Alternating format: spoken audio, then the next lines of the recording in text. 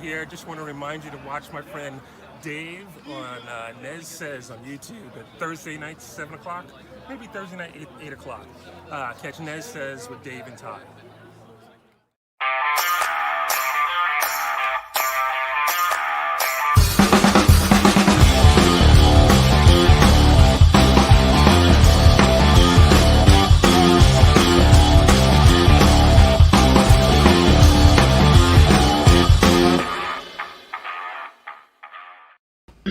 And we're live once again. It's Thursday night, February 11th, and you're tuned in to NEZ SEZ, a place where musicians can get together and inspire each other to play more guitar. We've got an incredible show tonight. It is going to be really great. I'm a personal fan of this next celebrity musician that we have. I can't say enough good things about him. Anyway, Ty, how are you, Ty? Hello, Dave. Happy Thursday. As always, it is such a pleasure to join you on Thursday nights for NEZ SEZ. And like you, I am such a huge fan of our guest tonight. Listen, he is such an accomplished player, teacher, and author that if we go through all of his accolades and accomplishments, we'll never get to the conversation. He is a player, a teacher, an author, and also an entrepreneur. Listen, in the late 70s, he founded the Hot Licks audio and video label, a real pioneer in bringing guitar and music education to the living room via a VCR. I can't tell you how many afternoons I spent with his Hot Licks video catalog. As a performer, yeah. He has been with music royalty.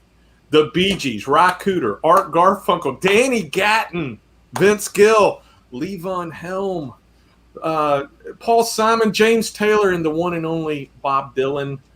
He's also responsible for teaching Ralph Macchio, the Lightning Boy, his guitar part for the movie Crossroads. We are so excited that he has agreed to join us for a conversation tonight. Please welcome to the show the master of the Telecaster, Mr. Arlen Roth. Arlen, thank you so much for joining us. Thank you, guys. Arlen? Good to be here, man. Yeah. Thank you very much. I used to you talk about Ralph Macchio, I would have to go to Long Island because you're in Long Island, right? I am. I'd have to go out there 4 days a week to teach him. Kidding. 2 months, every day, 4 days every week before we did the movie, even before the film started. Wow. Yeah. Wow, but before we get started, let's just say hello to everyone in the chat. That. Yes. Yeah. Chris Bevan, Ty Price is here. Thomas Santiago, Charles Green, Mike as himself, Mark FX.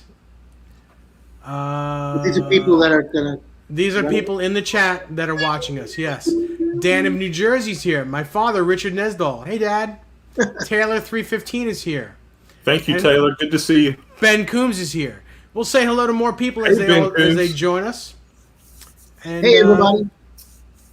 And let's get started. Arlen, the master of the Telecaster. I mean, what was it about the Telecaster that was a natural fit for you? Why did you gravitate toward I know you've played a lot of different types of guitars, but what was it about the Tele that you formed an identity around?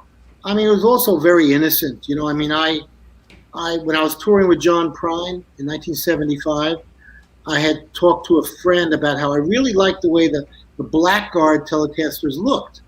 I just said, you know, because I would always go out and spend a lot of my time on 48th Street, you know, sitting in music stores, putting on little shows in the music shops. And Telecasters at that time, you just always knew that you could rely on getting one if you needed a guitar. It was $180 on 48th Street. It seemed like for years it was always $180, you know. I would want, fancy this, fancy that, Birdlands, this and that. And a lot of them were really terrible guitars, truthfully, you know. And I just never, I always thought they were kind of dull looking, you know, like white on white, you know, always white on white. Then one day I saw a Telecaster Custom. So, that's quite nice. And then when I saw the Blackguard Tele, so that was what I was already playing a 54 Strat. that I had found in the trunk of a car in Woodstock, New York for $75. And a 54 Strat has very much Telecaster woods and shape of the neck. It still had like a big C neck. Yeah. Yes.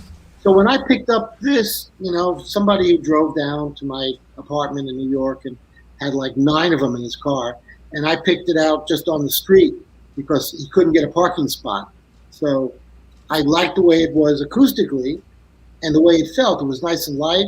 So I said, okay, I'll get that one, And so, I just remember when I then continued on the road with John Prine, the first time I played it was in D.C., ironically in D.C. And I was with Jack Elliott, Ramblin' Jack Elliott, and Leon Redbone. We were all hanging out together for like a whole week there. Imagine what that was like.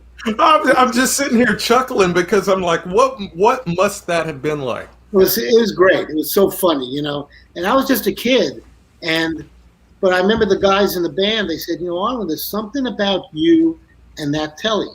There's just something about it, And that rang true to me. I still remember that, and I guess it was somehow the way I immediately started sounding on it, like playing on, like I was building up to that moment of having a real, vintage telly and getting that sound, that dark kind of treble and that sustain. I love always using the volume control. Even when I had a 52 Les Paul as my only guitar, I was already even trying to use those volume controls for pedal steel effects, even though it's not as easy as it is on a telly, So I was always leaning towards that style of playing, and it makes you play a certain way.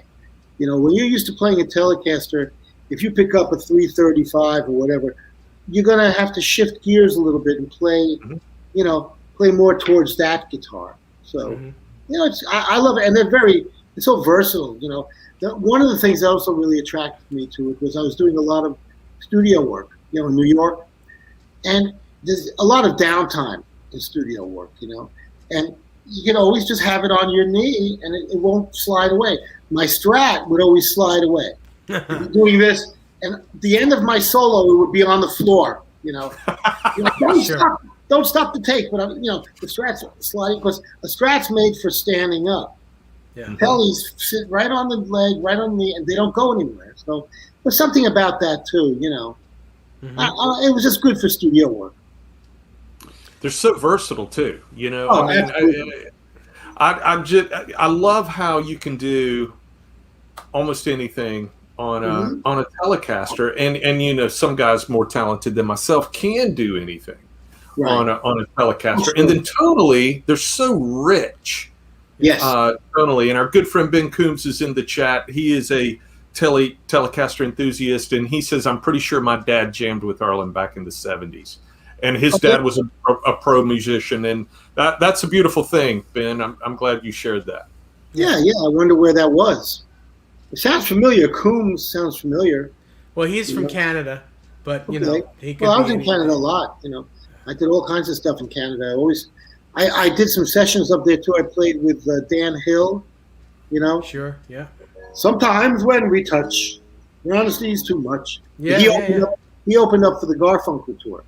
He was always like, Arlen, when I do an album, I want to have you on the album, So I go up to Toronto. I'm in the Atlanta Sound, and all of a sudden, there's an orchestra there, and everything's written out. I don't read music, written out like arm's length of music in front of me. I'm like, oh no. So they always wanted me, but they're telling me every note to play, right? Which that's like disaster for a guitar player. It's like, we really want you. We love the way you play, but you got to read all this. What are you talking about? I've even had things like that with Hawaiian guitar, where they've got like 10 pages of Hawaiian guitar. I said, are you kidding me? I got to look. First of all, I have to spend my time looking down at the instrument to play it. But they have everything note for note. So, we didn't realize you'd be a real Hawaiian guitar player. We just wrote the notes because this is what we thought you have to play, because you wouldn't know anything else. But the minute I started faking it because I couldn't read, they go, that's what we want. We want that. So basically, they just wanted you. That's it. They wanted you to be you. Right, me to be me. But they don't. They're so used to studio players coming in and being who they're not. Mm-hmm. You're trying to be something else and just reading what's correct. You got to realize that New York sessions in the 70s and 80s, there was a lot of that, and New York is more of a horn and string town. Yeah. Yep. Guitar, I get a beautiful sound, and I hear this little thin, little ching-ching. I was like, that's it? That's what you recorded? That's the sound you got on me? And anytime I would say anything like that, they'd be like, he's never going to work in this business again. I'm like, how dare you criticize us taking your pedal steel direct? I said, pedal steel sounds terrible that way. You got to be through an amp. You got to have a little reverb. Got to get the real sound. And like, I didn't know, but behind the scenes, they're going, this kid will never work again in the business. How dare he criticize us? The egos of the producers and engineers and all that, Yeah. Don't you know they know everything? They know everything. Yeah. They've seen it all. You know what? One thing, the main thing, going back to the Telecaster, the main thing that I like about the Telecasters, no matter what music you play, no matter what song it is, a Telecaster fits in the mix perfectly. Absolutely, sure. You could be playing blues, country, rock, hard rock, even metal. Sure. I mean, the Metallica guys still, they use Telecasters. Sure, and Jimmy Page and all those guys. The Metallica guys were buying my Hot Licks tapes. Mm-hmm. They were buying my Hot Licks when they were audio. Also, Richie Sambora was buying my tapes. Some of these guys, that's how I was able to get in touch with them, because they were on my mailing list. I mean, it's true. Roy Buchanan would buy our tapes. Roy Buchanan left a message. He's like, and I want speed, accuracy, and articulation by Vinnie Moore, and send that to Judy Buchanan. It was Judy Buchanan.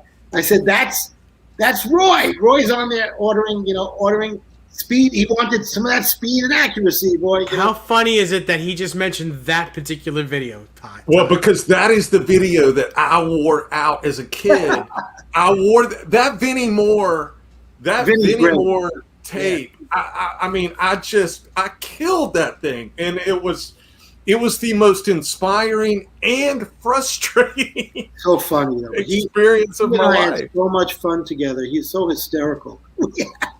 We had at his session, like he ended up having to do it all in 1 hour because he had to catch a train. But the guy before him took like 7 hours and never created a tape that was releasable, And it was this guy, Kenwood Denard, who's a drummer. Mm-hmm. I don't know if you know who he is, but kind of a fusion jazz kind of guy. And it's the funniest session ever. But he kept saying, he kept doing this groove, and he'd be singing like, "Don't be a technocrat. Don't be a technocrat." And then he'd be, "You got to get some music in your bones. Leave this madness all alone." So to this day, every time me and Vinny are in touch, we have to start with one of those. That's fantastic. Remember, Arlen, you got to get some music in your bones so you can leave this madness all alone. And don't be a technocrat, because this was going on for like 8 hours before Vinny had a chance to, like, you see Vinny on that video, he's actually watching the clock, trying to make it to Grand Central Station to make his train back to Delaware, But it was so funny. So, like, he's a great guy. We played in Finland together. We were there with the Hot Guitars of '88. Hot Guitars. It was me, Vinny, or Winnie, as they used to call him up there, saying, "Yay, Winnie, Winnie!" And all these girls, they're like 14 years old. Winnie! And me and Joe Pass, Joe Pass. Oh, my Lord. So funny. Barney Kessel. Jeez. Barney Kessel goes, "Arlen showed me last night that the guitar is infinite." I'm like, "What?" He comes into my class because we're teaching all these guys from Finland in this like big auditorium. Like, where did these people come from? We were in like Lapland, we're up in northern Finland, and all these people just materialized, like, taking their guitar lesson with me and with everybody else. So it was really cool. But that was it's amazing when you go to a foreign place, an unusual place, and you're with all these people that you become like a little family, Yeah.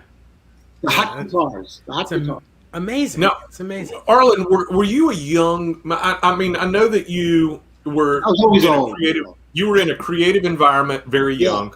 sure. There was a lot of creativity in your household. Sure. Your father was a well-known artist, and but you pursued music. What was it? What inspired you to venture down that path? I think it was just the fact that I just was so drawn to music and to sound. You know, my family. I mean, my parents could never even tell the difference between the downstairs bell and the upstairs bell. The upstairs bell. I've heard you tell this story In the before. Bronx. I mean, I'm like, come on, it's not even close. Somebody's at the door. I said, 30 years ago, you had 30 years to train yourself to those sounds. Anyway, I just always had the ear, you know, and then of course at that time, my parents only had very few records in the house, but I would listen religiously to them, and I would start to buy stuff. And my brother is 10 years older than me, so he grew up in the 50s, and he had this little green, you know, like a record player, and he had all these great 45s, you know, Fats Domino and Frankie Lyman and Teenagers. Of course, I grew up in the doo-wop area of the Bronx. I mean, I would hear the doo-wop singing on the corner, you know. Mm-hmm. So when I went to junior high, I right away formed a band. And of course, the Beatles happening was a big thing. That just justified everything. I mean, I came to school the next day with my hair combed down and a guitar. And I went from being like invisible to like the number one guy around. Everybody had to wear the shoes I had. You know, it was like, whatever Arlen does, he's cool. You know, get chased into the rain during a talent contest. We never even got to play.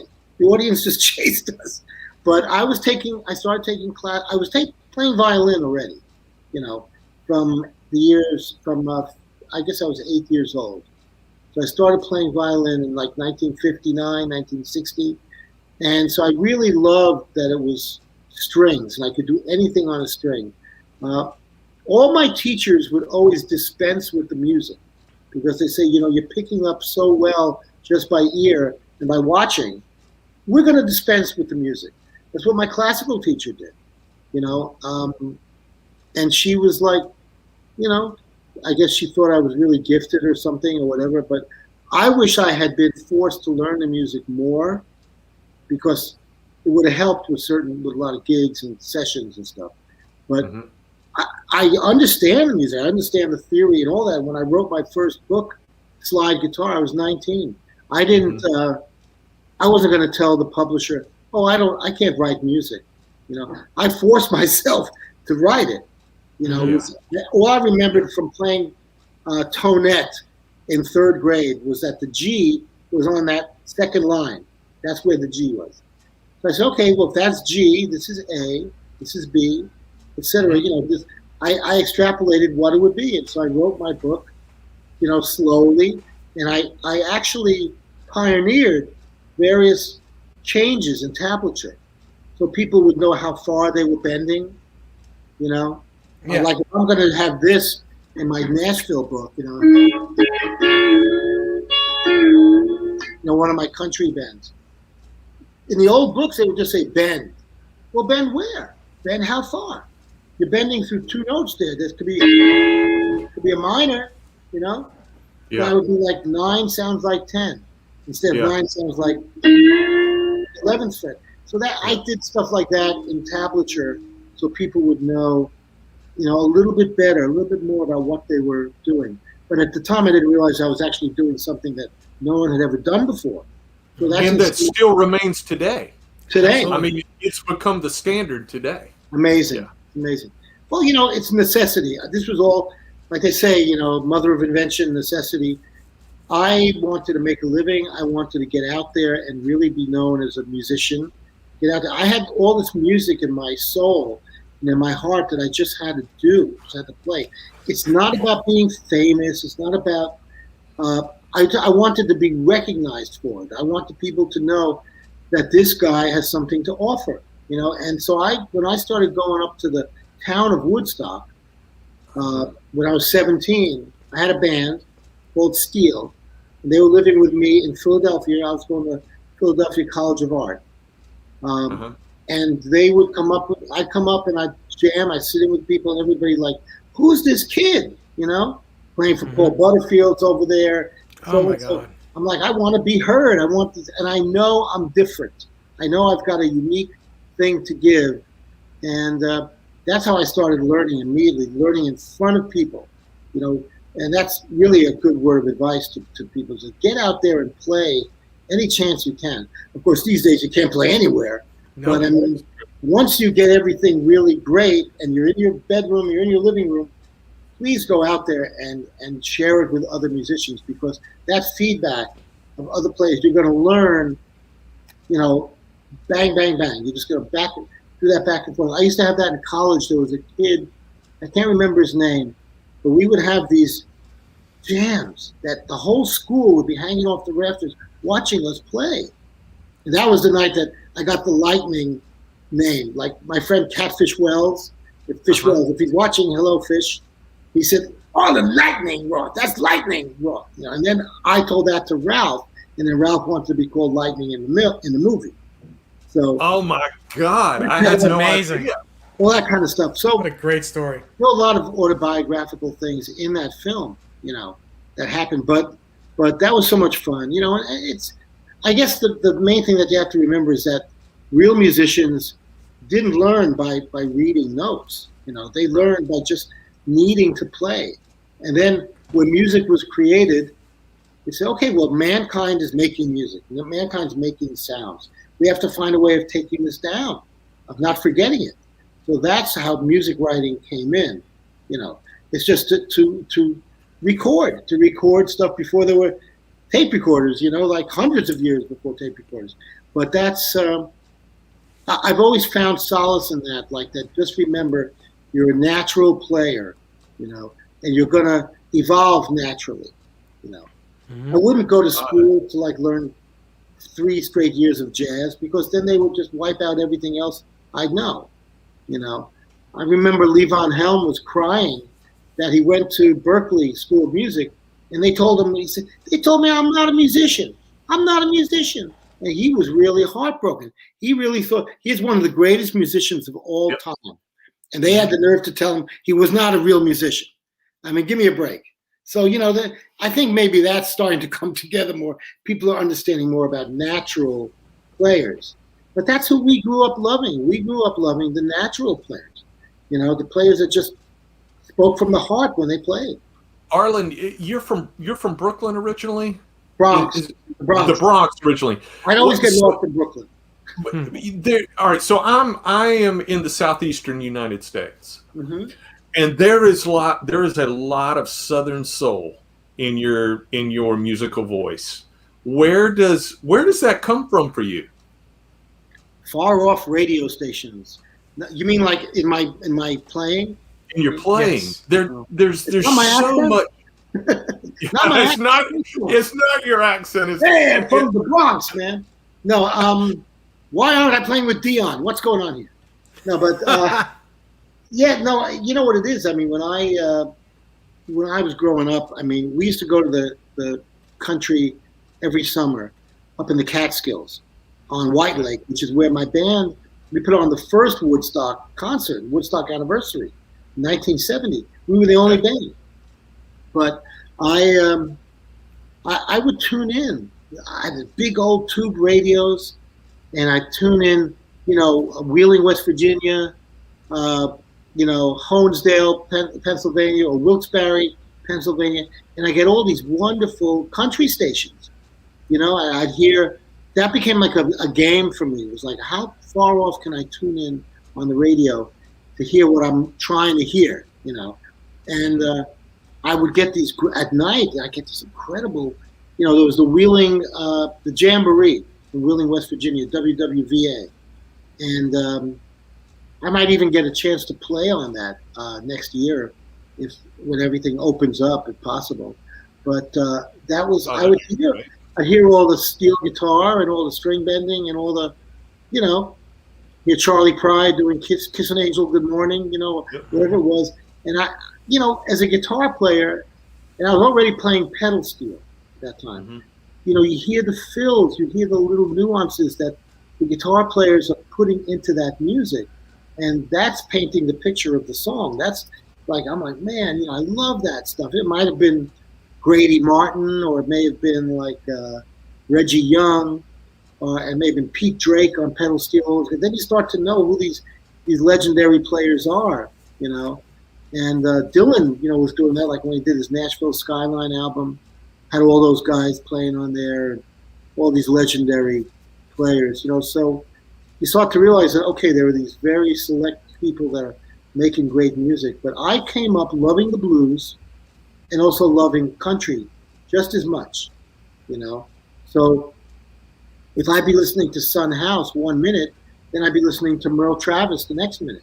Beautiful. You know, to me, it's just American music. It's Americana. Now they call it Americana. Yeah. They don't know what to call it because it's all mixed together. Well, you pretty much pioneered Americana. I guess so. I mean, I certainly did a lot with teaching it, mm-hmm. and I do know that I've influenced a lot of players. You know, a lot of players with licks and with style. To me, there's no boundaries with style. You know, something like with Danny Gatton. I mean, Danny Gatton would take a solo on a song. It'd be the history of guitar. You know? He'd go from, you know, Scotty Moore to, like, you know, Chuck Berry to this and that. I mean, that's the beauty of it, was he had so much to say. There's this whole stew of wonderful stuff happening inside of you. And to me, it's just, people say, well, what are your influences? I say, anything I ever heard. Anything I ever heard comes through my fingers and then comes out, you know. And that's why I like doing versions of old songs too. Like When a Man Loves a Woman was a big one for me. I love your version of that. Thank you. Yeah, and it wasn't about like I'm gonna do a version of the song. It's like I'm just gonna play that song. This is the way I hear it, the way I feel it as a guitar player, you know. And I throw in all the elements. Sometimes you'll hear a little organ fill or a little string part, you know, things like that. So I enjoy the complexity of the entire recording, the entire sound. Like, for example, I played on a Burt Bacharach tribute album where I did the Dusty Springfield Wishin' and Hopin', you know, as an acoustic instrumental. And even he said, I can't believe how you get the horn fills in. Playing the horn fills, yeah, that's right. You know, and you get Dusty's nuances. I said, well, that's how I know the song. I know the song as a recording, you know, as a work of art, you know. So that's how I really. And when you play compositions like that, it really comes through. Like, it's very articulate. It's very musical. And for those of you that are watching this broadcast, you can see Arlen on YouTube reproduce these songs, and the guitar becomes almost a vocal-like instrument at that point. Yeah, it's vocal, and it's again, like I said, you're just painting that picture, you know, of how you hear that song, how that song is processed inside of you. And because I was growing up listening to those things, but becomes part of the growing experience, you know, part of your youth, part of when you're learning language. Well, I was also busy learning the language of music, you know. I can remember stuff very, very early on, little memories, little snippets of music and sound that stayed with me, you know. And it's rewarding to know that that's really how it happened, because I would make conscious decisions. I'd be like, well, I'm not going to go to school, blah, blah, blah, and ruin what I've already got going. I've got something happening that's natural, that's me, and that people also happen to like, you know. But every day I'd force myself to learn something new on the guitar, pick up an instrument. I'd never pick up a guitar and play what I already know. I pick up the guitar and I try to just dream on it, try to start coming up with concepts, you know. It's a great way to be. Great way to work on guitar. Yeah, I mean, that's something that right now in these days would really help people realize that that's the inspiration that I follow. I mean, I'd be on the school bus coming home, and by the time I got home, I'd have a whole composition in my head already. And I'd be like, I can't wait to run upstairs and see if that's going to work. all those things that I just dreamed up. I used to call that the big fingerboard in the sky. Because I saw all music through the fingerboard. Yeah. So that becomes your voice, and that becomes how you picture everything. It's a beautiful thing, and the more you do it, the more you learn the fingerboard, and the more you know where everything kind of comes and goes from. Yeah. Incidentally, my father said he was a neighbor of yours growing up, 181st Street in Valentine. Oh my God, sure. My grandparents lived on Valentine. Wow. And my brother eventually lived on Valentine Avenue in I think 180, about 100, around the same area. Yeah. Hey, Dave, we've had quite a few more people join us. And, let's say hello. Let's say hello to people. Yeah. Go ahead, Dave. No, you want to do it? Well, I'll do it. Dan's here and Thomas is here. It's always great to see Thomas. Jay Hannon's here. Jay's got some new music coming out. Please make sure that you pre-order Jay's new stuff. Mike himself is here. Bo Zeke, is so good to see you. Our friend Dwight Bailey is here. Dwight, always great to see you, and love that new video you posted this week. If those of you in the chat are not following Dwight Bailey, send him a friend request and enjoy the music that he releases each and every week. And thank you for that. Bo Zeke, I may have mentioned Charles Green, you're here. Guitar Man 45, you're here. So glad all of you have joined us. Cool. Are these people that are like on Facebook and stuff? Yeah, I'm sure they're, at least most of them are. So when I was doing all those lessons for Gibson, I would have a Tuesday chat room, the Arlen chat room, like just on the computer, no visuals. But it was pretty funny because I'd have a lot of the same regular people would come every week. The Gibson chat with Arlen Roth. And we have folks in the chat, Arlen, that can't wait to get to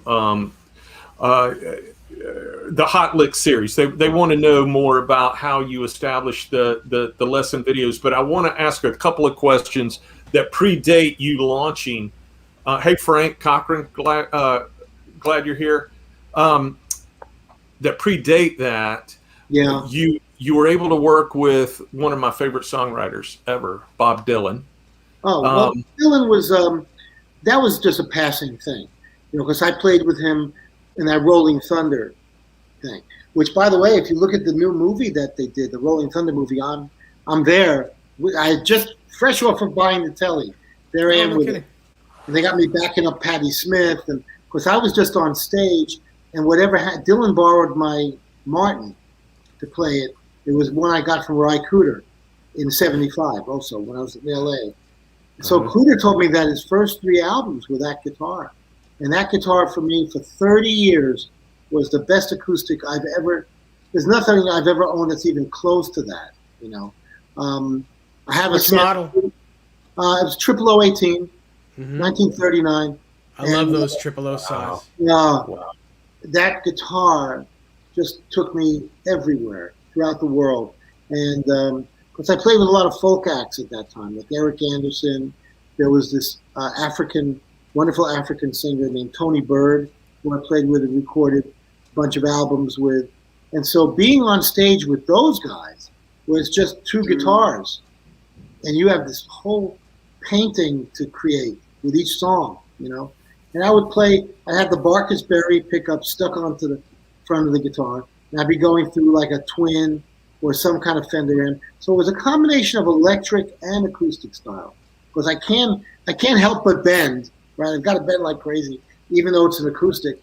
So I was doing a lot of very expressive stuff on the acoustic that people weren't doing at that time, pushing those boundaries, and always playing to the song, because these guys were songwriters, And so there was a lot of that at that time too, where I was playing a lot of with these folk artists, and we would never rehearse stuff. We just go up on stage and start playing. I'd hear everything a millisecond behind.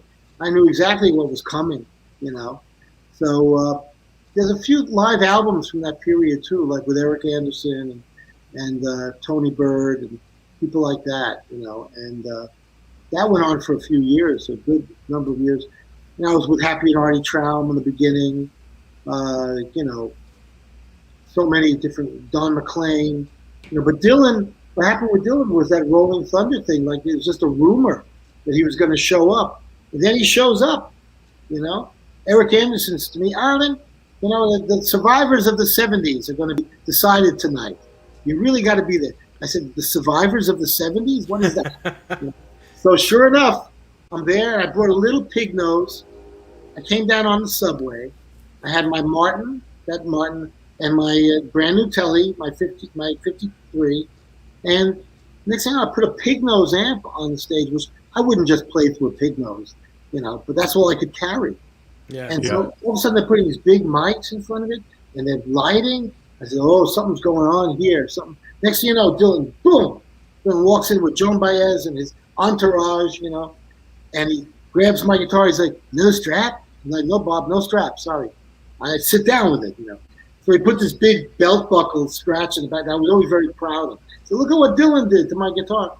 Oh, and awesome. Joan Baez was like, you don't want to lend your guitar to him. He's going to mess it up. So and sure enough, he did.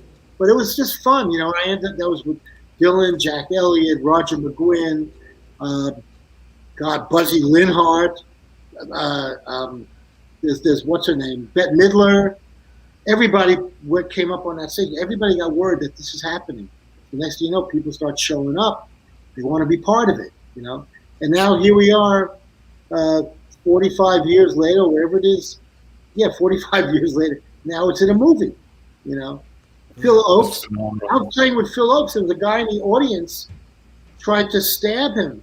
I'm on stage with Phil Oakes, and there was a big birthday cake in front of the stage. And that was the fake thing that it was going to be a birthday party for Mike Porco, from the Gertie's Folk City, which was a folk club.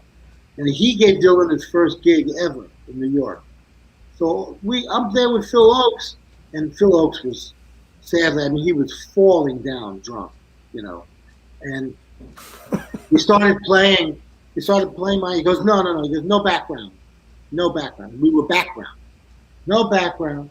And all of a sudden he goes, there's a guy. And then the guy in front of the stage grabs this big knife that was on the cake and goes right for the middle of his chest. And Eric Anderson, who took me there that night, tackles the guy behind, and the guy went face down in the cake. Like, poof. What? And that's when Dylan decided to walk out. Dylan's like, he had it. So Dylan's still leaving, and Phil Oakes is like, Bob, don't go. Bob, don't leave, Bob. He's walking, he's like, I'll be right back. I don't know if he talks like that. I'm making it like he talks like Nashville skyline, but he was like, he that was it. Dylan left, and because he was starting to get a little out of hand. But you think? Yeah, it was, that's incredible. What a night. Typical mid-'70s New York, Greenwich Village occurrence, And I was just glad that I was there, because Eric said, Arlen, you got to come down, and I guess we're the survivors of the '70s at this point. Yeah. That's what we were going to be if we went through that night, But was that the height of creativity for Greenwich Village? Would you say that was, yeah? I think Greenwich Village was actually cooler in the '60s, when it was still a beat place, when you had the guys that all played in Washington Square Park, all the folkies. Everybody would come out. That's when you had everybody playing there. John Sebastian, who I just did an album with, coming out in April, folks.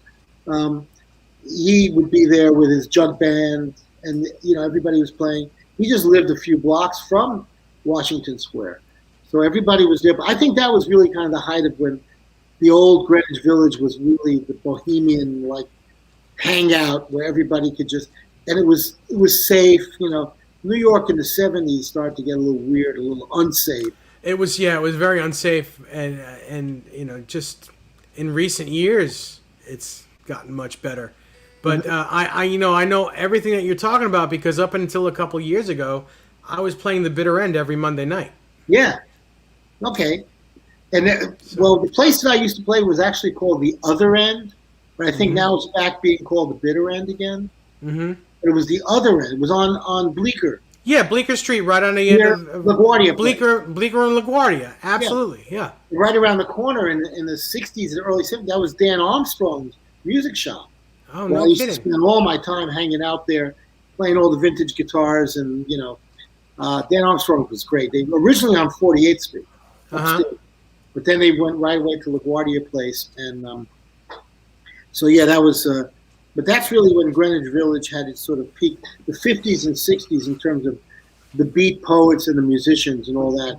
But when I started playing there with the folk acts, that was already in the early 70s, and they liked the fact that I could play electric guitar on their acoustic stuff. Like I was doing kind of stuff that people would never hear before on those things. But I wasn't doing anything that Mike Bloomfield wasn't doing, or but they loved that. And I was still very young. I was like 19, playing with Happy and Artie, Maria Moldar, who at that time was Maria D'Amato. That's her real name, and Artie Trown would introduce her as Maria. You say tomato, I say D'Amato. Ah, that's very cute. Artie was extremely funny on stage. Yeah, that's the second time I've heard you mention Bloomfield tonight. I mean, what was he important to you as a unbelievable, musician? unbelievable. Important to anyone that plays a Telecaster. Yeah, and anyone that played guitar at that time, that was because he was like the first true 60s like lead guitar hero, and you gotta realize he was playing blues. It was still the blues scene. It wasn't a retro blues scene. It was the real thing. And here's this white kid going into Chicago, because he grew up outside Chicago, and he's there playing with all these guys. And next thing you know, the Paul Butterfield Blues Band. I mean, that first album I think was 1965, and that had a monster effect on everybody.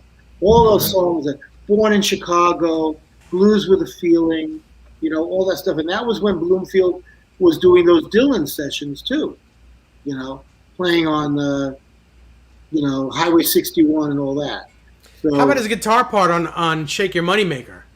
Oh, Yeah. Oh, yeah. Yeah, well, he had that insane, Yeah.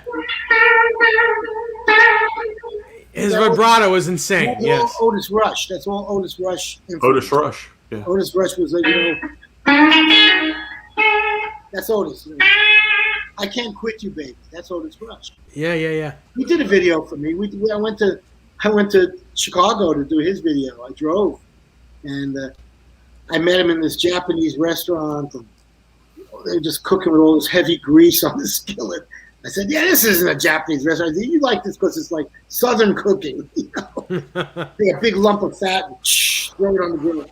But he was so good. All those guys, I grew up like idolizing some of these people.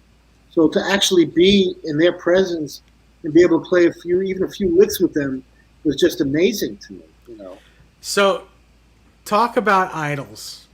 Yeah. What was it like playing with Albert Lee? Oh, it was great.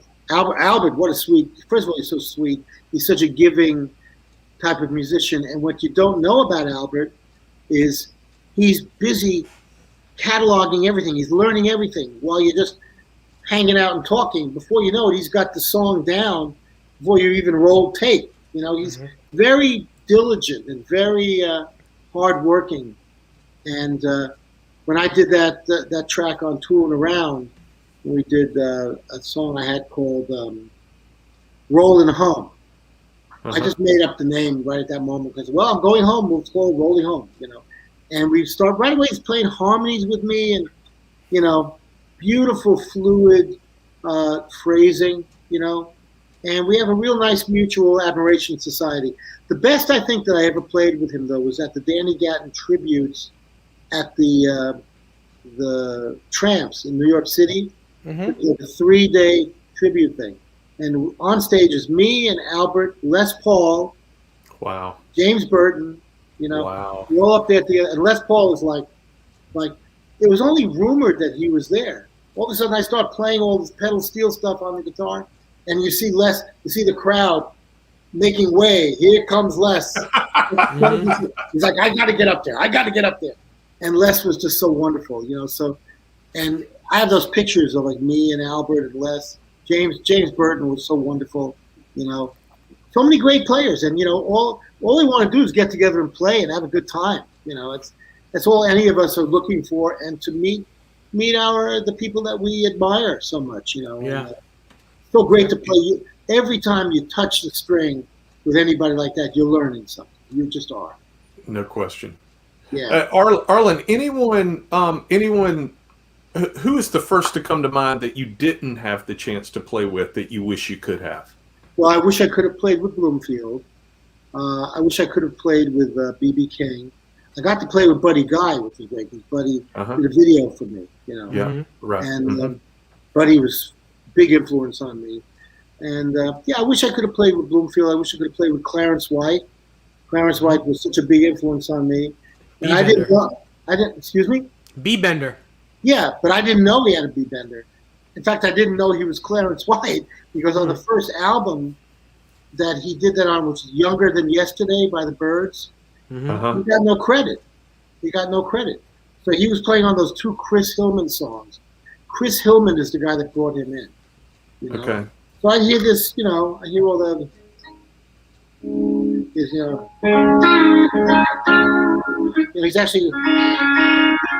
he's pulling that up with the B-Bender. I'm going, it sounds mechanical. I know that something's pulling the strings, but I didn't know what. I just figured he's got to be using his fingers.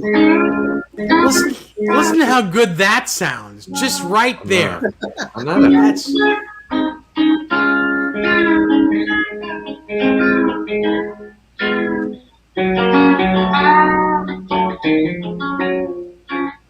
So I figured, okay, he's bending, so I better start bending myself, And I was playing pedal steel already at that point, but I knew that I didn't know how I could adapt the pedal steel thing to the guitar.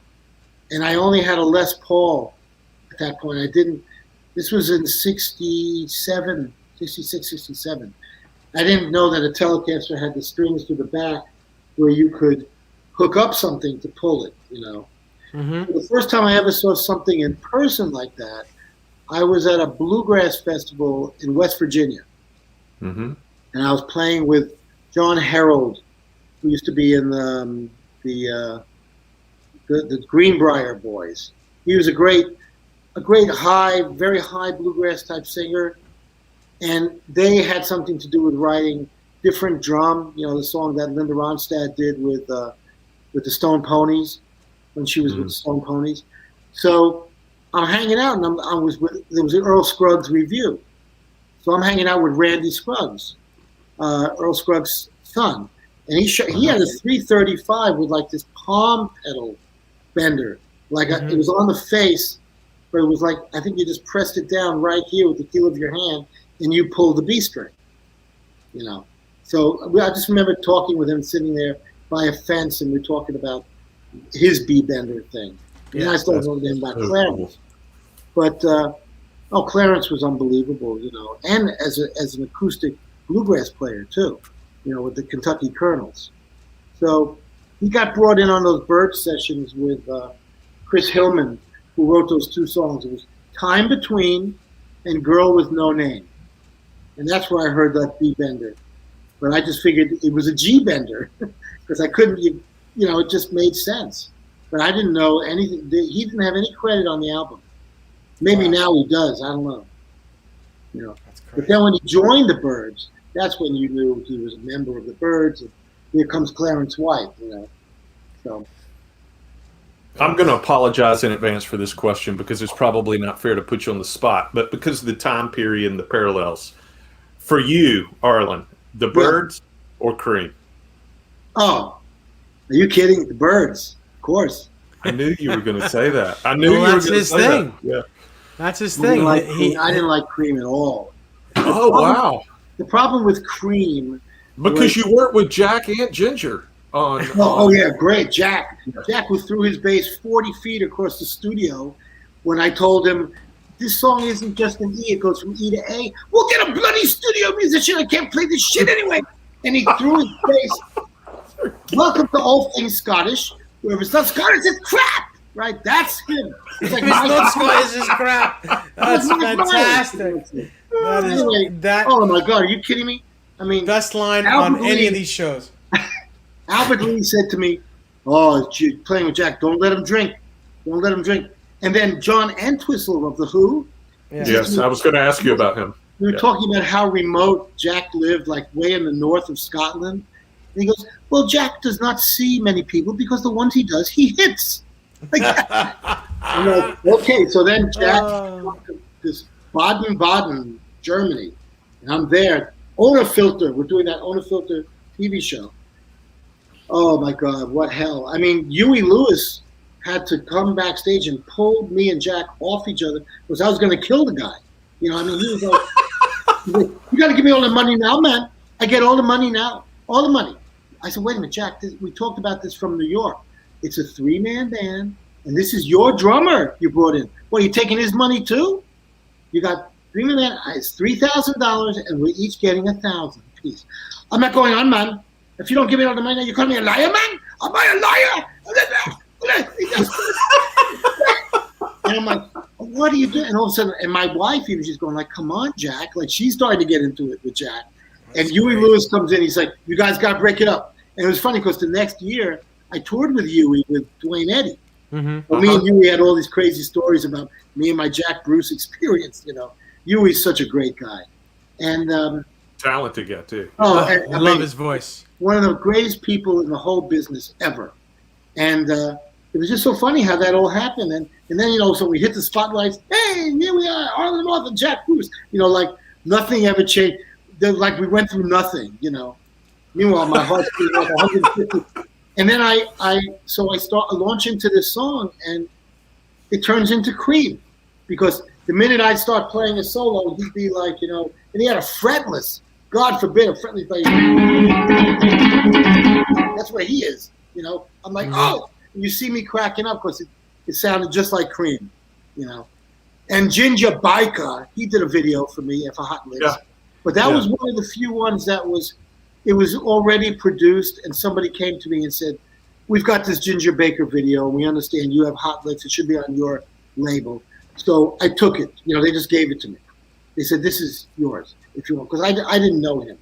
But Jack Bruce, the reason I was with Jack Bruce is because we were talking about him doing a video and an audio set. At that time, I was right on the cusp, so people would do an audio as well as a video for me. And Jack just took his huge advance I gave him and never did anything. Wow. Well, if I ever do those tapes, well, oh yeah, sure, I get it. He just took the money. Wow. So then I had the Jack Bruce clause in the contract, meaning like you don't get paid until you do the video, you know. So that was what it was. But Jack was, I mean, it was insane working with him, and really good musician, you know.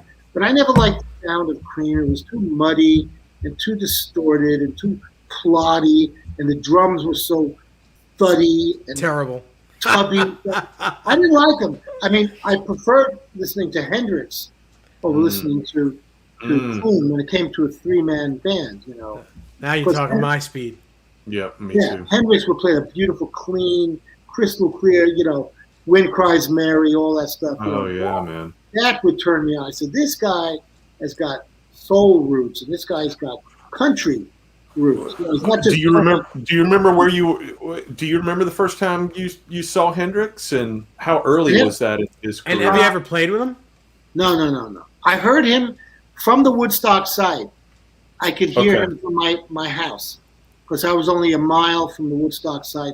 So I heard his sound drifting across the lake. Because I went there expecting to see him that night, but it was Johnny Winter. And me and Johnny talked about that too. Mm-hmm. And Johnny's like, "It was such a mess. It was such a mess." And but Hendrix, I heard him, I think it was 67. I was in the Village, and I was standing outside of Cafe Wa, the club. And you couldn't get in. But I could hear him from the front door. You know, so I stood out there with a bunch of other people just listening, you know, taking it all in. I was like 15, you know. And those are my two Hendrix experiences, you know. But I'm sure if we ever got a chance to play together, it would have been great, you know. I just got goosebumps when no you pun on the word experience, huh? Yeah. Right. Yeah, no, it was, just so much wonderful stuff going on at that time. And, you'd see somebody on television and right away you'd pick up stuff, We didn't have Hot Licks video back then, I want to jump to that because Arlen, you were busy. You were playing. You were touring. Yeah. You were a session. How did I've got to ask you because it is such a huge idea, especially for the time. Yeah. How did the whole Hot Licks concept? I mean, how did that happen for you? It really was just a natural progression because you got to realize in the early 70s, all my students, I would have them tape their lessons. Okay. I mean, there are some students I have with 12 straight years of cassettes of me not only teaching them, but telling stories like this. I can't imagine what's on those cassettes. But I always said, one day I'm going to do this as a business, and I started with the audio tapes in '79. Okay. And we ran some ads in Guitar Player, Circus Magazine. I was also doing a column for Circus Magazine too, and Guitar World. So Guitar World, Circus, and Guitar Player. Then Guitar Player wanted me exclusively. So I figured, okay, people are seeing articles about me and Guitar Player, and that my first album was out already, or 2 albums actually. Guitarist was '78, and Hot Pickups was '79, both on Rounder Records. And so, $2,000, and first month took in $18,000 of coupons. Everybody clicked. All of a sudden, Dave Edmonds shows up in my loft in New York City. We didn't know this was a home. We just thought this was a music store. As I come upstairs, I was teaching Paul Simon, like I'm giving Paul Simon lessons of all things. I come back down, and there's Dave Edmonds and Mickey G, his other guitar player, sitting in my living room, and they just carried all the cassettes up 4 flights of stairs from UPS.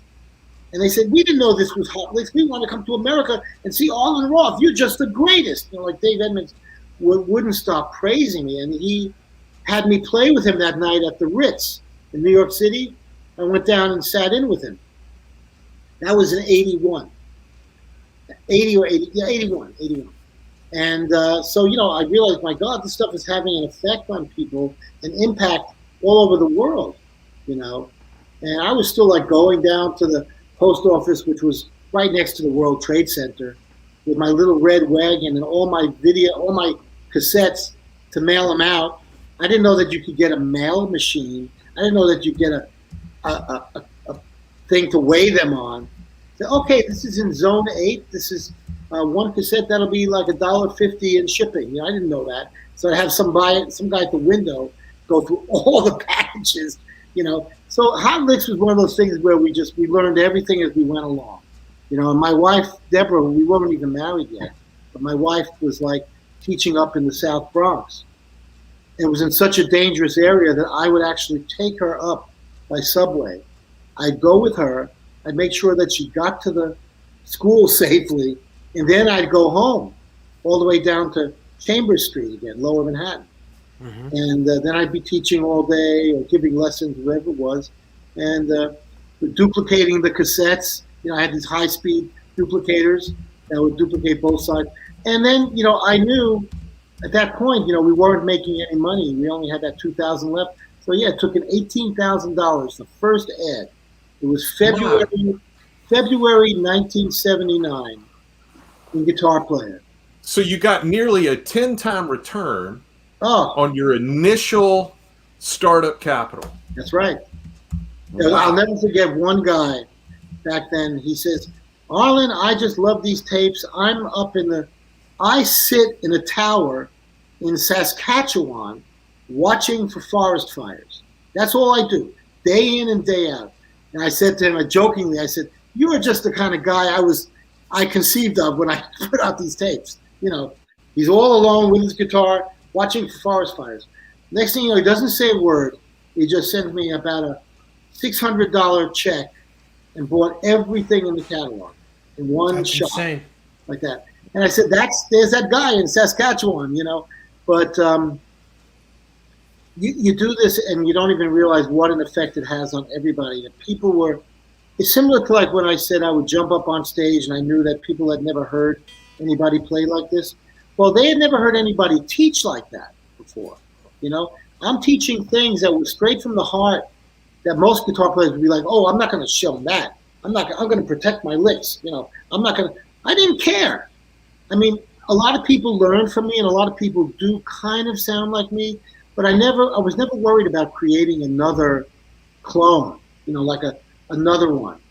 I think people are going to take that like I did. They're going to take this and be influenced by it, but they're going to play their own, they're going to develop their own style as a result of it. And I had to make a living. I had to, you know, later on I had to support a family, you know, because we moved out of the city. And Hot Licks just grew and grew and grew. And I was always signing artists that I knew, you know, like people who I met through the business, through playing with them. And they trusted me and I trusted them. You know? Yeah, it's a good way to be comfortable. Right. How would you go about identifying who you were going to use in your series? Because I mean, you featured some of my favorite players to this day. I mean, Eric Johnson, Steve Morse, Vinnie Moore. I mean, phenomenal. Well, how would you go about identifying who you were going to use? Well, in the beginning, it was so sparse that I would just got to realize that a lot of people didn't want to do something like Hot Licks. They were afraid. They were either afraid of, they were too shy, you know, to get in front of a camera or get in front of a microphone, or they didn't want people to learn their secrets, you know. But when I was attracted to a certain style of player, when I hear them and I say, you know, they've really got something to offer, and that they would also, it would help if they had a following, you know, if they already had a pretty good following, like Vinnie Moore or, you know, but a lot of them back then was the right time for him. Yeah, I wore that out. I mean, that Vinnie Moore. He's great. He's great. It was just. I probably bought it 3 times. I mean, I just wore it out. Yeah. Well, you know, and of course, when I had a lot of the jazz guys, you know, they were already well established musicians, you know, and the blues players like wanting Buddy Guy or wanting Otis Walsh. Junior Wells did a wonderful harmonica video for me that's like insane. And those kind of people, you know, and then Jay Giles and, you know, most of the people had a name. But, excuse me, when I did like Eric Johnson, he hadn't been out there yet. But the buzz about him was so huge that I couldn't not hear the name Eric Johnson. Everything was Eric Johnson, Eric Johnson. And I'd see it in print and writing. I'd hear it at the NAMM show, you know, things like that. Because I was always doing the NAMM shows, starting in '82, you know. That's where everybody is under one roof. You could when I was doing Crossroads in LA, I was shooting a lot of those heavy metal guys out in LA. You know, Rudy Sarzo on bass, Tommy Aldridge drums, and two of my favorite all-time players, actually. Yeah, Rudy. I'm not really a metal guy, but what amazing musicians both of those guys are. Oh yeah, and Tommy, and great guys. You know, when I met Ozzy Osbourne on the beach in Hawaii, I'm like, Ozzy, I know Rudy and I know Tommy Aldridge, great guys. You got any weed? You're not the first person that said that I heard that from. Got any weed? Oh yeah, yeah. That's all he would ask. I hold the door for him going into the hotel. He goes, "Are you gay? Are you gay?" You know, I'm like, "Oh God." You know, this guy was out of his mind, and he's so the headphones. You could hear the leakage from the headphones a mile away, like like the loudest, like drums and cymbals, you know. And he's sitting there rocking on the beach with his dyed blonde hair, you know. So funny, but yeah. So the Hot Licks artists, again, if there was enough of a buzz about them, sometimes I'd hear somebody who was just so great that they blew me away, and I believe that they just have to be signed. You know, people would have to like the great Scotty Anderson. Nobody knew Scotty Anderson until I did a video with him. You know, he came to Stamford, Connecticut. We were shooting at the GTE building there in Stamford, and They had a wonderful video facility there where we could edit as well. And we did Scotty Anderson and, all these great people like Lonnie Mack, Oh, yeah. And to get to be friends with these people, that you're actually recording with them and you get to hang out and same thing with me and Danny. I mean, me and Danny were friends long before, at least a couple of years anyway, before we did the video. But he knew that he said, come on, I left a message for you and nobody ever returned my call. So he says that's why he did his Licks and Tricks video for that other guy. Yeah. I said, really? I said, you left a message? I never got your message. But he called us up and said, I want to do one for you. This is long before we did that first one.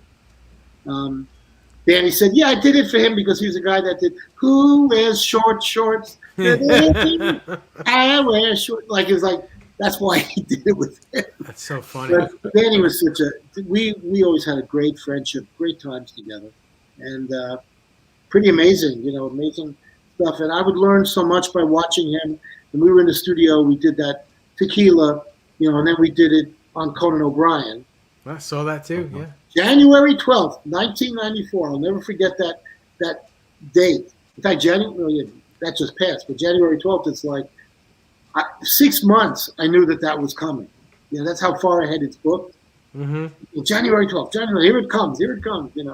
So that was a great experience too. And just to get to play with all these guys, like you said, Albert was fabulous. And, to play, I was really hoping to get James Burton on this recent album, but he was having trouble, his poor son was dying. So, but James and I hopefully will do something one of these days. And, I wish I had met Roy Buchanan. I wish I had gotten a chance to play with him. I learned of his death the day I finished my Australian tour in 1988.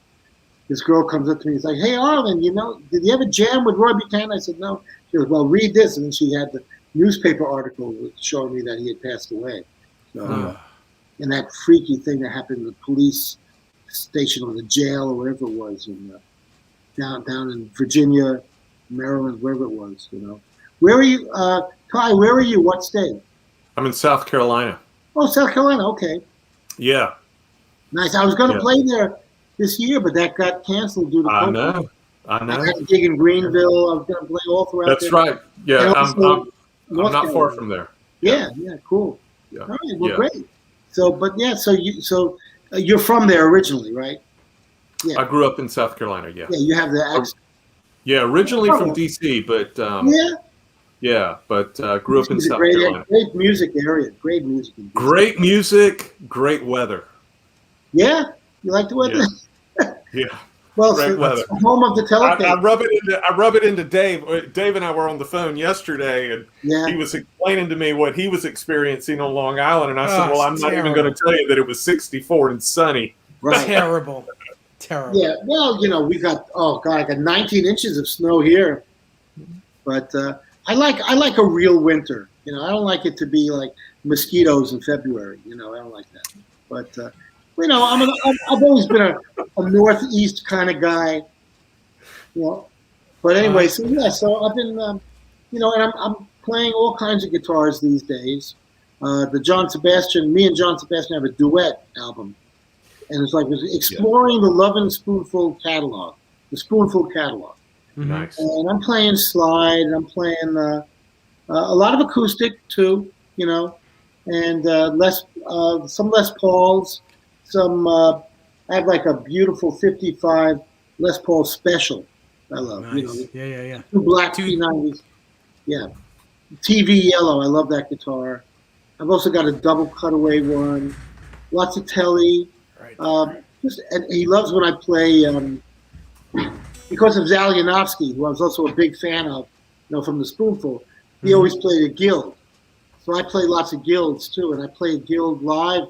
I play one of those George Gruen Guild Nightbirds. I play with Sebastian live. Great guitar. Cool. Great guitar. Have you played Sebastian's Burst, his 59 Burst? No, well, he doesn't have it anymore. Oh, he doesn't? No. Oh, okay. I have not played that though. I didn't. But he had that on the back of that Spoonful album. There he is playing it. I think looks like it's at the bitter end or one of those. And but he's so great, man. It's so great to work with Jeff. What songs? My God. I remember working at Manny's Music on 48th. I worked there for mid 90s, 95 to about 99. Sure. And he'd come in, and as soon as he came in, I'd start singing "Welcome Back, Harder." And he'd be like, "Leave me alone." Yeah, God, kid, get out of my face. Yeah. That was his. No, he was the nicest guy in the world. He is. Seriously, he was. He was always happy if guy. he was at Manny's. He was happy. He gave Henry a special thanks on the new album. So cool. I remember working for Henry was him and his wife Judy. Yeah. They were the nicest, and I'm a Jewish boy, a young Jewish boy at the time. So right. David, go get our car. Go. It's on 52nd. Go get our car for us. Yeah. Okay. No problem. They were sweet people. I remember him telling me one time, he says, Arlen, I see you all over the place, everywhere. He goes, it's too much. He goes, too much. It's too much. Enough already. I said, what are you talking about? Like too much Hot Licks, too much this. He's like, I see it. Because if you'd go down to Colony Records down the street, we had the entire window with Hot Licks. Yeah. Because every day Paul Simon would come in to work there at the Brill Building. And I'm like, I want Paul to see me every day he goes in to that place to write songs. I want to know. It was all, Colony. Colony was a legendary store. I don't know if they're still there. Maybe they are. I don't know. I haven't been in the city in at least 2 years. Part of that whole Broadway Joe Franklin world, Colony. And but we would have all our big photographs and all our videos and everything all there. And it was like saying, we're here. We belong. It's like having a whole page ad in Guitar Player, That's so funny. But we were, I channeled a lot of that competitiveness that I always had, to get out there. Also with my company, with Hot Licks, I would pursue these artists sometimes relentlessly till I finally would get them to sign or do a video for me. Because it wouldn't be, if I couldn't have Buddy Guy, for example, I couldn't have anybody. I'm like, I want this guy, And so his manager would be like, Arlen, call me back on December 20th at 1 p.m. next year. Okay. I write it down, and I'm there. That's a very familiar. That whole story is very familiar because it was like that with me trying to get in touch with you. Oh. Well, you didn't have any management to have to go through. No, you're right. I got lucky this time. I saw you. This time around, you had just posted something on someone else's thing on Facebook, and I'm like, he's online. Let me get him right now. And then you answered me. It was the coolest thing. It was really the coolest thing. I just by chance saw you just posted something. Yeah, I'm always like, oh my posting God. a little this and a little that. People are like, is this the Arlen Roth? I'm like, what are you talking about? Is this the? Of course, there's only one Arlen Roth. But it's it's just fun and but being able to work with all these folks and again like the thing with Buddy Guy was like his manager said, Arlen, you obviously really love Buddy. You called me on this day, this time, let's do it. But it took like 3 or 4 times till he was convinced. Of course, it's kind of like that blues world. Like, can we trust you? Are you, a little bit of that. So every time, all these different genres of music have different approaches to how they handle. I'm amazed at the Nashville guys, how accessible they are. Like when I did the Telemasters. Boom, okay, Vince Gill, blah, blah. Steve Warner. Paisley, yeah. Steve Warner's like, Arlen, I used to buy all your videos from my kids. I'm like, what?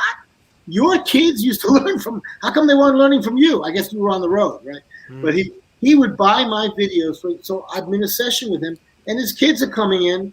They want to meet me because I'm their teacher. Johnny Fogerty. Fogerty says I'm his #1 guitar hero. He's been using Hot Licks, my videos, since the mid-'80s. He told me. I said, you got to be kidding me, because I just wanted to get a gig with him.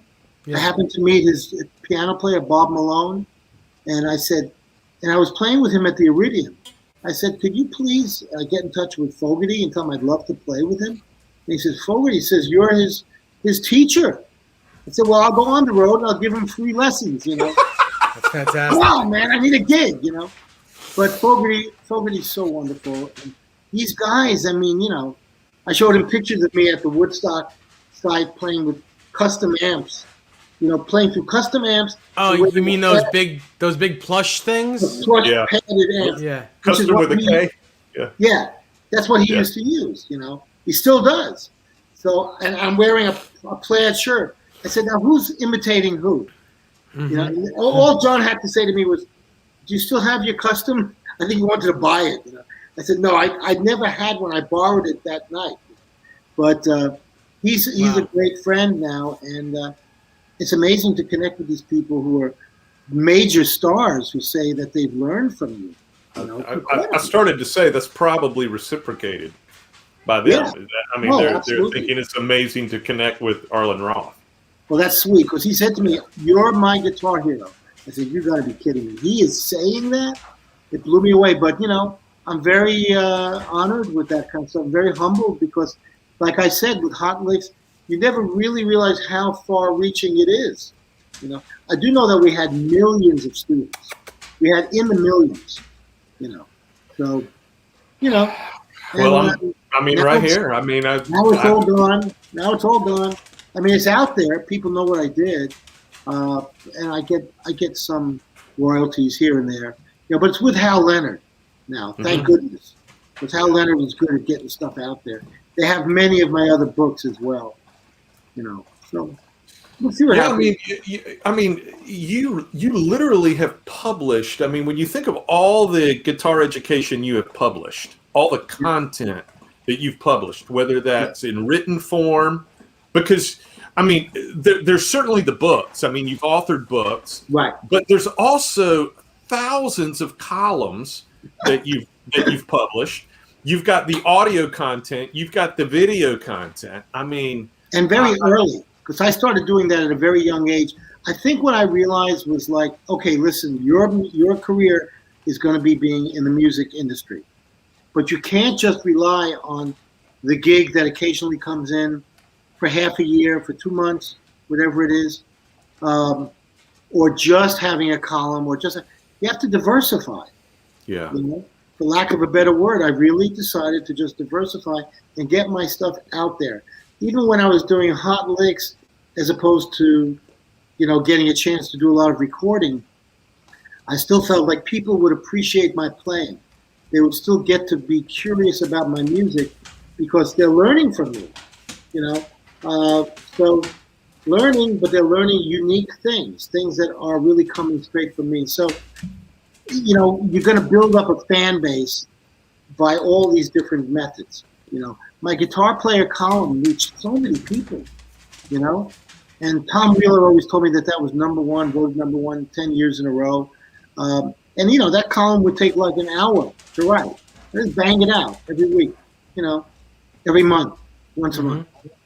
But everybody loved that column for some reason, and one time I was at an old car show 2 or 3 years ago, and I was walking into the show, and I see these two guys getting together like that, and then whispering, and they're ahead of me, and the guy says, "Oh yeah, with all those great columns he had in Guitar Player."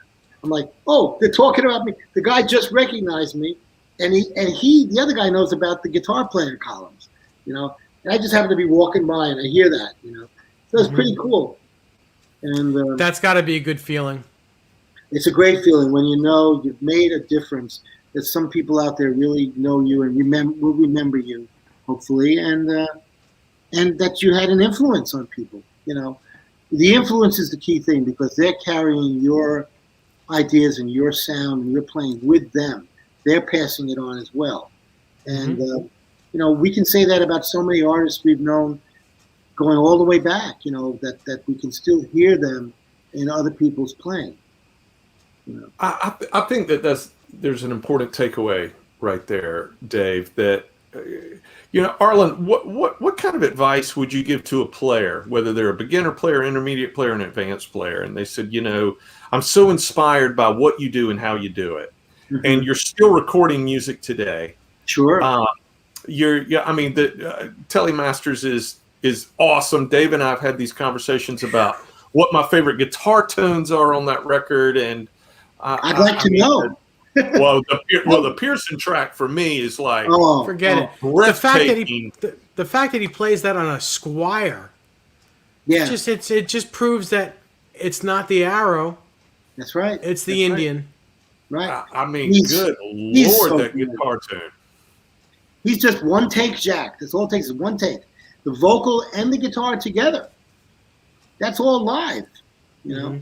Sometimes you can even hear the leakage in his microphone. You can hear the strings coming from his guitar that he's playing at the same time because the amp is in another room. You know. Yeah. But no, that's another joy is that I got to know him.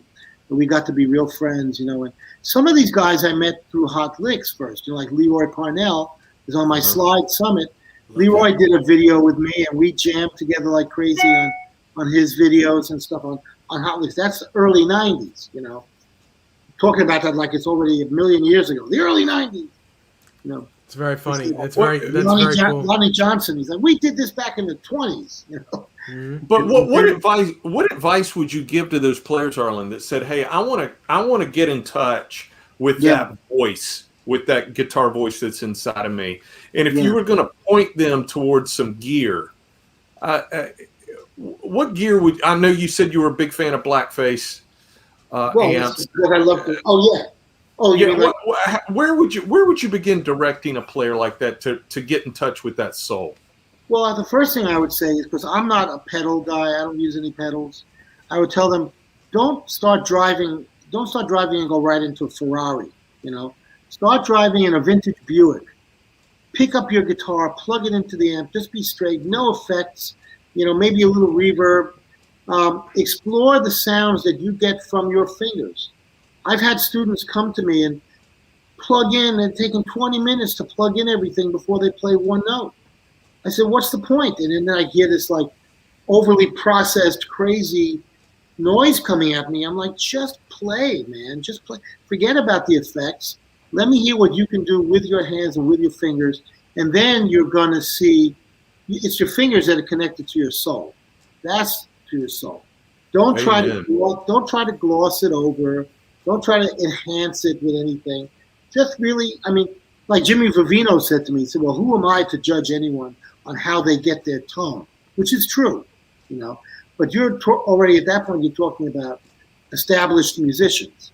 But I think if you're just starting out, you know, just get the best sounding amp and guitar that you can. Don't play a guitar that's going to make it hard for you to play, because you're going to want to put it down. You know, like some parents who say, I get my kid a cheap guitar, and if he likes it, then we'll go on to something better. No, they're not going to like that cheap guitar. Get something that's more, it's so much easier these days to get something inexpensive that's playable, you know, and find that inner voice, you know. Slide was always a good way for me because Slide is so vocal. It's very vocal. It's purely vocal, and the minute you put slides to string, you're doing something. You're making some kind of vocal sound. And I went actually from classical to slide, believe it or not, when I was like 11, 12.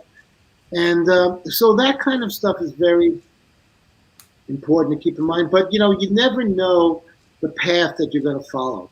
With me, you know, the more you put out there, the more these chance things start to happen.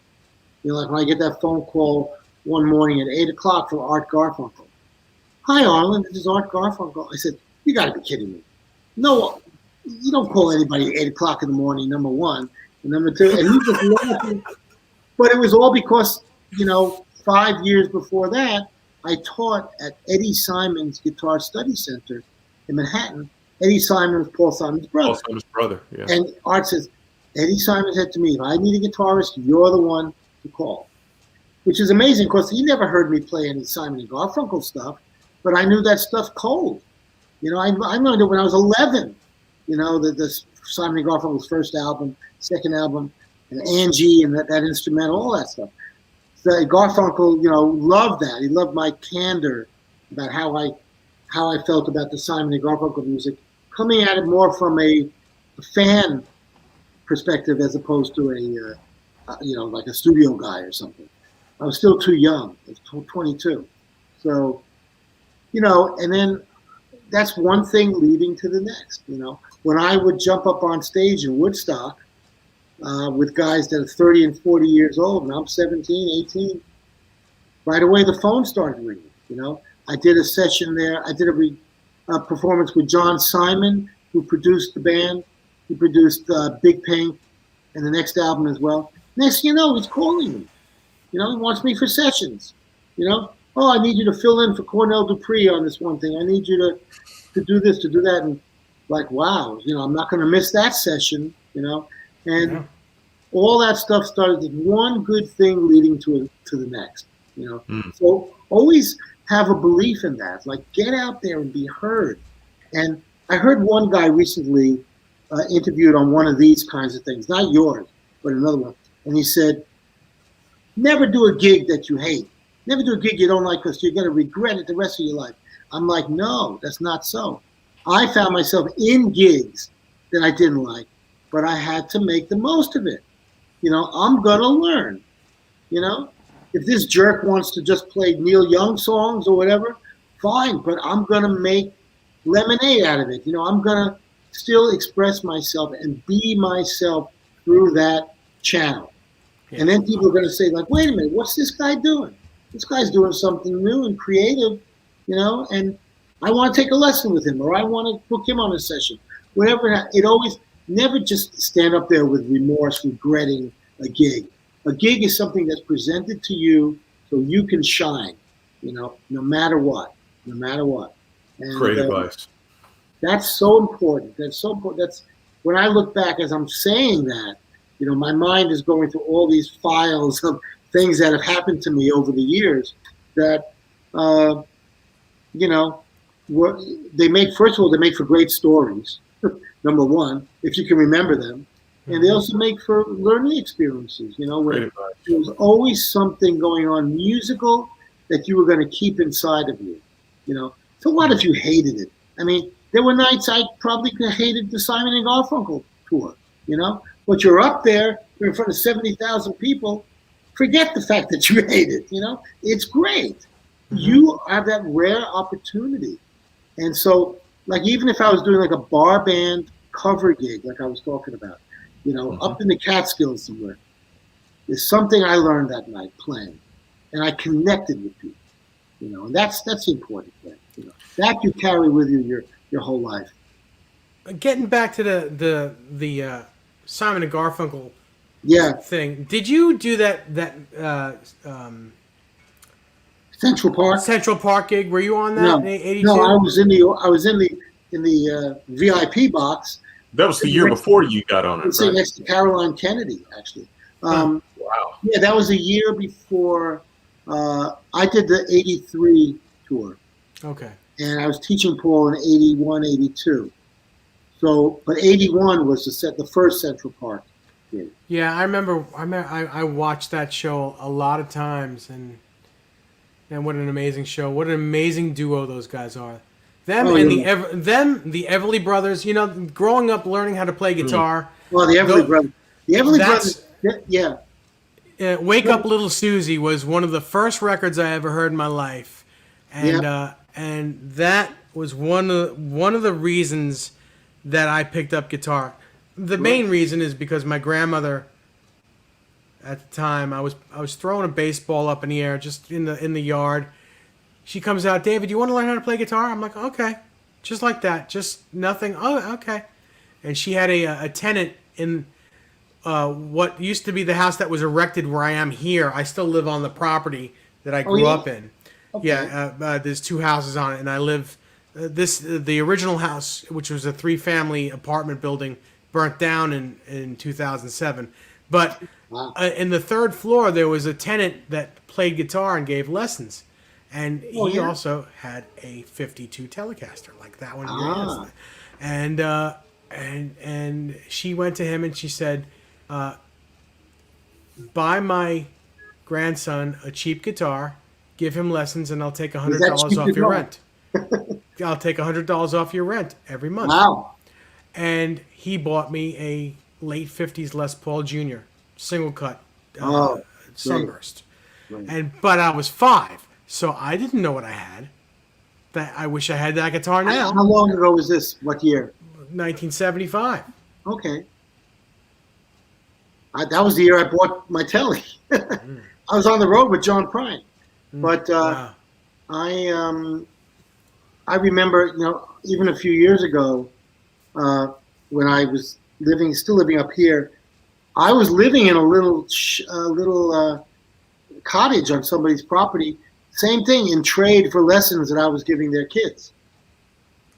I was teaching 2 twins, 2 brothers, and she would let me stay in that house because I was teaching them. Mm-hmm. Wow. That's what a great trade. It's a great trade. You win both ways. That's what I had to do, but I was in the process of losing one home and building another. Right. Up on Martha's Vineyard.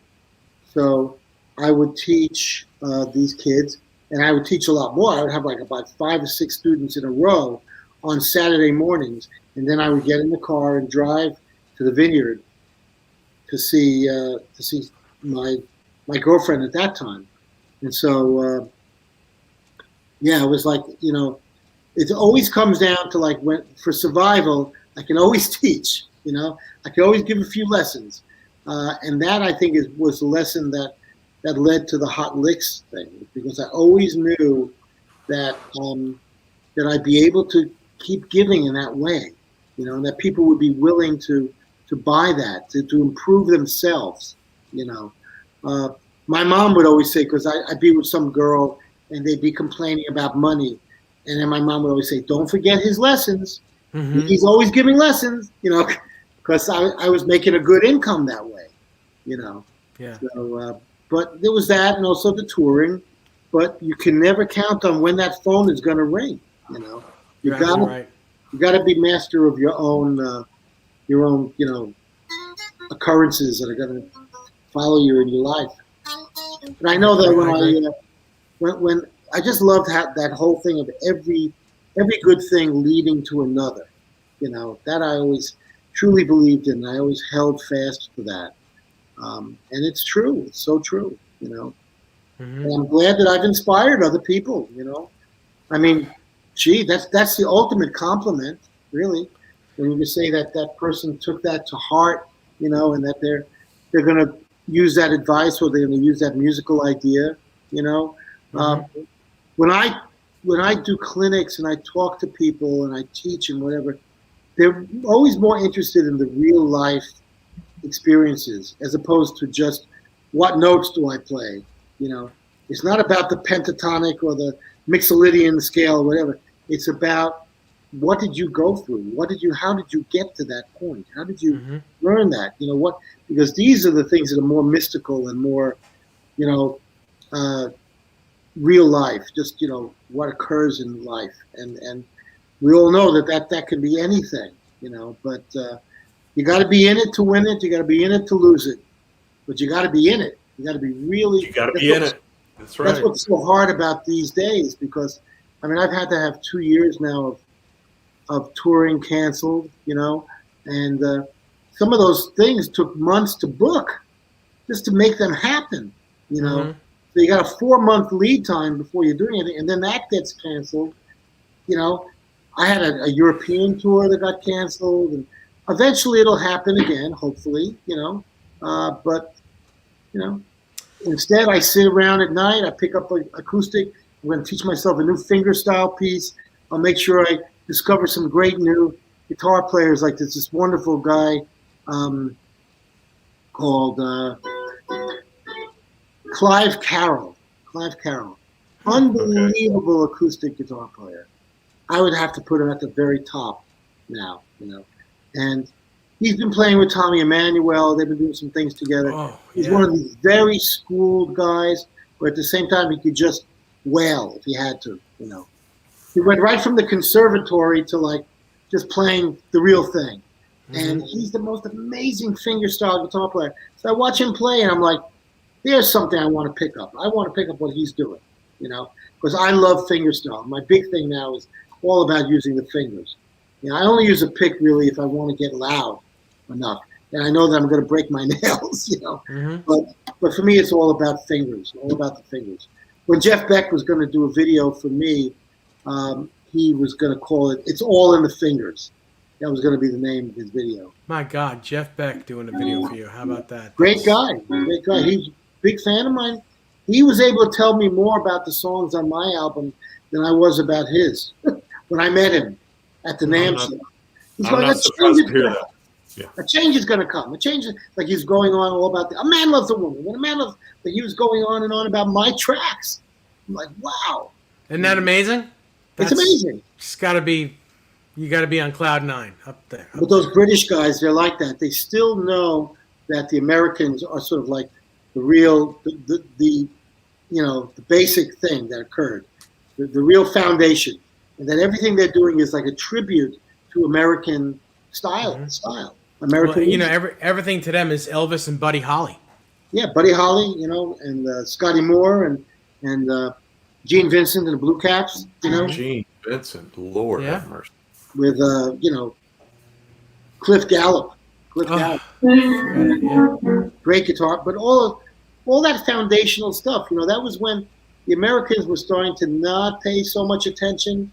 And what did we need? We needed all those groups to come back over here and tell us what we already had to ourselves, But they were listening. They cared a lot about the Everly Brothers, Albert Lee played with the Everly Brothers for years. Mm-hmm. Mm-hmm. Yep. And great, just it's so great to see that sort of collaboration from across the pond, So it's amazing. Great music. Arlen, what are you looking forward to in 2021? I mean, what's around the corner for you? Well, definitely getting out and performing. April, my album with John Sebastian comes out, and we've got a real major record deal. We got as if there's something like that even exists these days. Yeah, I didn't even know. A real record deal. So that hopefully will be a record label. I can't say who it is now. I'm waiting. But it'll be very soon, just a couple of months. And I'm looking forward to performing. I want to do another solo acoustic album, and I want to explore more of this fingerstyle stuff that I'm doing, because I have 4 all acoustic albums as well as all my electric albums, Like I just did an acoustic Stones album, all Stones. Wow. That's really cool. I mean, there's lots of slide, lots of 12-string, from the early Stones period. And I'm really proud of that album. And so I'm thinking of doing maybe something more ragtimey or a lot of finger picking ragtime type stuff, older songs, older sort of classic, hokum and ragtime music from the 20s and 30s. But at the same time, just kind of bringing it up to date a little bit through my style.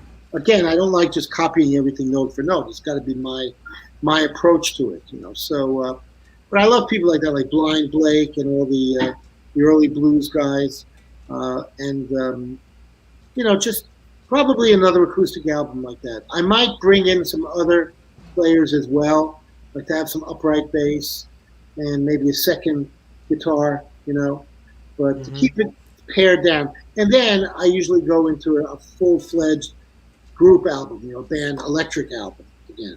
But where that's going to go, I don't know. I mean, I've been writing some stuff. I've been writing some new music. With this pandemic, you're stuck with your guitar. You're going to come up with a lot of ideas. So, yeah, I'm coming up with that. And also there's an author that's doing a book about me now, that I'm collaborating with him on that book as well. Oh, that's fantastic. I just don't feel like sitting down and writing it. I'd rather tell the stories.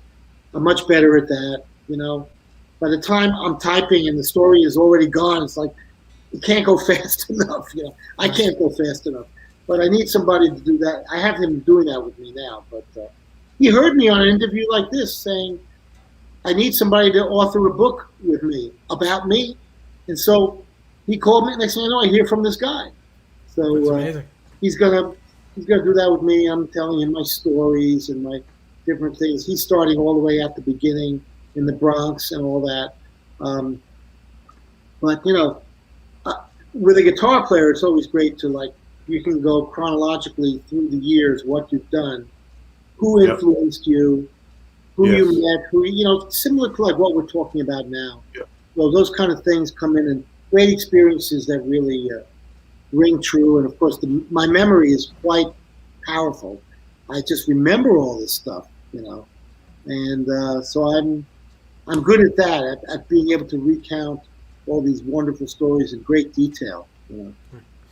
So our great friend Larry Mitchell says, "My apologies, Arlen. I wish I had done my instructional video with you, but I listened to my management, and it wasn't the best decision." Oh yeah, management always screwed everything up. Teddy Slatus is like, Roy Buchanan, Roy, don't do any videos with Arlen, man. They're gonna steal all your secrets. I said, what about Roy being able to make some goddamn money from it? What are you talking about? And of course, then the next thing you know, Roy was gone. He never did a video for me. Imagine if he was buying Hot Licks videos, right? Yeah. Sent him to Judy Buchanan, So like,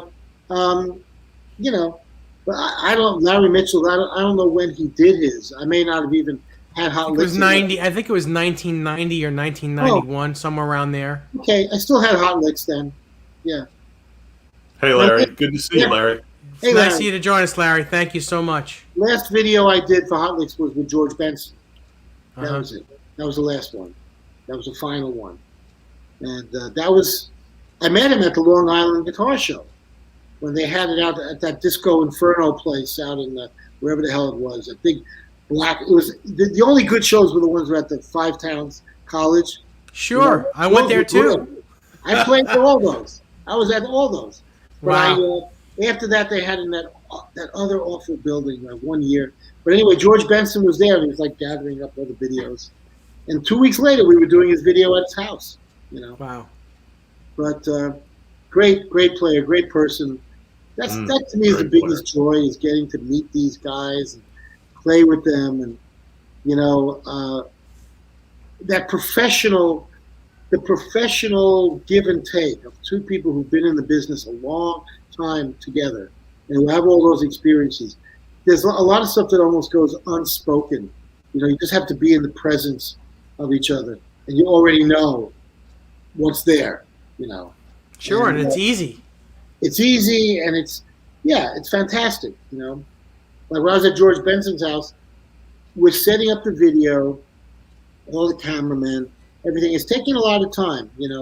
Finally, we get everything right, and then George says to me, "Okay, let's you and I go to lunch," like that. I'm like, "Oh, okay. Like this is how he wants to work. Great, let's go have lunch." And we get in his he had like a vintage Rolls Royce. I get in the car with him. We just roll down the hill to this wonderful Italian restaurant where they wait on him hand and foot, and then we're there talking and just connecting. He felt like I could see he needed that personal connection before he would go back and then do the video, and that was wonderful. That was wonderful. So Larry says that you guys met at an AM show, you guys spoke, and you asked him about doing a video for you. And then his management wanted more money up front, and then they approached REH. REH. Well, I have to admit, this is one thing. I do remember meeting Larry many times, several times. But I don't remember talking about money or anything like that. He may have been, at that point. He said he was very young. He was very young at the time. Right. Well, his management was probably talking to my person in my office, who was this guy, George. Could have been talking to George Scheck, not me. He wasn't dealing with me directly. But at that point, who knows? Who knows?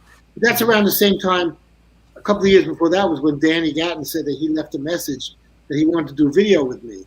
And I never got that message, That's insane. Well, we did 2 videos anyway, Yeah. Mm-hmm. And so, cool. but yeah. So he did something with REH. Well, yeah. Roger E. Hutchinson. Yeah. we went to court with him. Yeah. We were in court with that guy. Like I care. But there were there were some phony ones like Starlicks. that was just a copy of me. Yeah. Yeah. Right. Mhm. With Starlix, you get Eric Clapton. No, you don't get Eric Clapton. It's a guy playing like Eric Clapton. You know. That's right. Yeah. In the style of. Right. The funniest thing, really funny Starlix story. When I was in Chicago at the NAMM show, a guy bought Starlix, right? And they were like a thorn in my side. I'm like, well, I have Hot Licks, so right away it has to be Starlix, you know? So anyway, geez, you know, I always regretted naming it Hot Licks. I really did. It took me 3 seconds to name it Hot Licks. I'll call it Hot Licks. Okay. Should have been something else. But anyway, that's what it is. Because it's a very easily, it became a generic, like saying a Frigidaire, you know. It's the Hot Licks way of learning. Everybody keeps writing to me, I love when you did that Albert Lee Starlix. I said, no, that's Starlix. That's not Hot Licks, man. So this guy that had the International House of Pancakes, right? He bought Starlix for very little money. And he discovered, he didn't know there was Hot Licks. He didn't know there was Arlen Roth. So he takes me, he says, look, Arlen, let's go to lunch. I'll take you in Chicago. We'll go to the Pump Room, baby. We'll go to Pump Room. It's like a big fancy restaurant. You know, it's like New York, it's like saying whatever, we're the fancy ones in New York, you know. We'll go to Peter Luger's Steakhouse or something. You know. Mm-hmm. We'll go to the Pump Room. So I have a niece, Evie, who was living in Chicago at that time. And I told her about this. She goes, oh, the Pump Room. She goes, a friend of mine works there and books it. She said, we'll fix this guy. We'll fix it. This guy's going to sit down with me and try to get me out of the business. He's like, I'm going to have lunch with Arlen Roth, and I'm going to try to convince him he shouldn't be doing this. Because I was already like killing Starlix or anybody else around. And so they put us at table number 1. This is like where Frank Sinatra would sit. You know? Uh-huh. And they give me a phone. There's a phone there. I'd never been to the place before. There's a phone. Right away, every time he'd get to, you know, you really got to get out of there. Ring, the phone would ring. Oh, it's for you, Mr. Roth. Oh, okay. Oh, yeah, no problem. Tell him I'll call him later. You know, I'm getting all these calls. This is like, I think in the 80s, you know, early 80s. And I'm just, he finally, by the end, I got like 10 phone calls. And he goes, that's it. He just gets up and he walks out, and he sold Starlix. He sold Starlix like the next week for like nothing. For nothing. That's so funny. And he just couldn't handle being with me. Like he's there trying to be, you know, Arlen, you really should just be touring. You shouldn't be. And he had this wife with all this like plastic surgery and phony everything. And I'm like, man, what's going on here? You know, this is the International House of Pancakes guy. and it was the best because the next day I knew that we fixed him. When we got, those were all fake phone calls, phony phone calls. To just make him see it. I was so busy, you know. Hot Licks was hotter than anything, and he's probably listening to this video right now, going, "Oh my God, what did I do?" Yeah, no, he passed away. He passed away a few years ago. He was already a fairly elderly guy at that point, but he was. I mean, it was. I didn't know anything was going to go on, but my niece said to me, "No, that we're going to fix this. We're going to fix that guy. We know how to do this at the Pump Room." Like, of all the things, he happens to name that restaurant, and then that's where, you know, we made it impossible for him to ever he couldn't get a word in edgewise with me. It was just hysterical. It was like a practical joke, really. Yeah, you know? Yeah. And he deserved it. Great story. That's the start. That's my Starlix story. But, you know, it's only fitting that I like doing something so creative. Yeah, and I was doing very well with it. People are gonna start emulating you.